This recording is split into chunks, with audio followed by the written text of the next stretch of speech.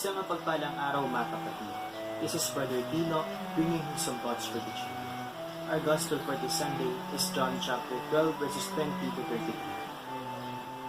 Saan nanggagaling ang mga prutas at gulay natin kinakain? Nanggaling sila sa mga puno at mga halaman, at ang mga puno at halaman na ito ay dating mga munting buto na inilibing sa lupa na tumubo at namunga. This is necessary. Burying seeds in the ground is necessary for the growth of plants. If we just leave the seeds on the ground, they will not grow. That is why we need to bury them in the ground so that the seed can grow and can die, turn into a plant that will bear fruit, that will produce a bountiful harvest.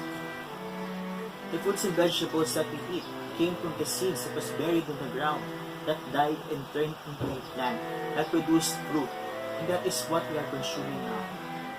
The fruits and vegetables that we eat are a product of the death of seeds that gave way to its growth. The seed that was buried in the ground died, and eventually it rises from the ground as a plant. This is nature, a process of death and growth. The old dies, and from it emerges the new. What will happen to the world? There are no seeds being buried in the ground for growth. We will all die from hunger, because our body needs nourishment from the fruits and wonders of nature, and that is fruits and vegetables that came from seeds.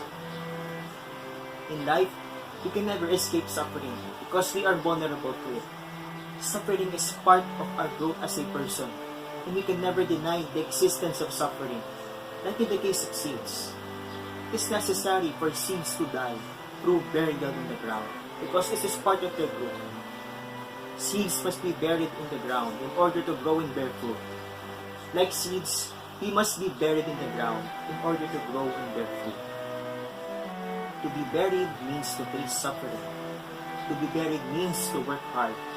To be buried means to do some effort.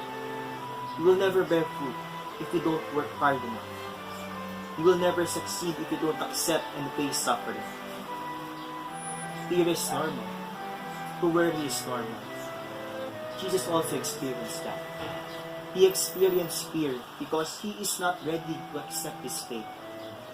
He worries of himself because he will experience intense suffering. He wanted to escape. He wanted to do something that is less painful and less tragic, but he has nothing to do about it because that is his fate, and that he must accomplish those things in order for us to be saved. It is necessary for Jesus to suffer and die on the cross because this is part of God's plan, that His Son will experience suffering and death on the cross. With that in mind, Jesus now realized his role in God's plan of salvation, and with faith and confidence in his Father, he said these words, "The hour has come." The hour has come for Jesus. He must now accept this and face his suffering and death. Jesus accepted suffering because this is what is expected of him as the Son of God. But in order for mankind to be saved, he must offer his life by death on the cross. Kahit natatakot si Hesus, hinarap pa rin niya ito. Kahit nag-aalala si Hesus, tinanggap pa rin niya ito. Kahit marami siyang bakit, mas pinili pa rin niya na magtiwala sa plano ng kanyang Ama, na dapat masunod ang kanyang kalooban at hindi ang kalooban ng kanyang sarili. Sana katulad ni Hesus, huwag tayong matakot sa paghihirap. Magpakatatag tayo dahil bahagi ito ng paglago. Harapin natin ang mga dapat nating harapin. Huwag tayong iilag. Huwag tayong tumakas. Yakapin natin ito.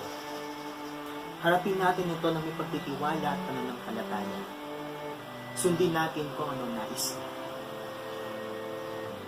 Hesus, bigyan mo po kami ng lakas sa tibay na doon.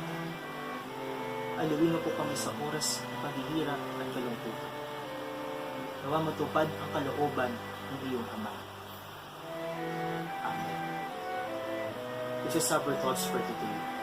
May God bless you.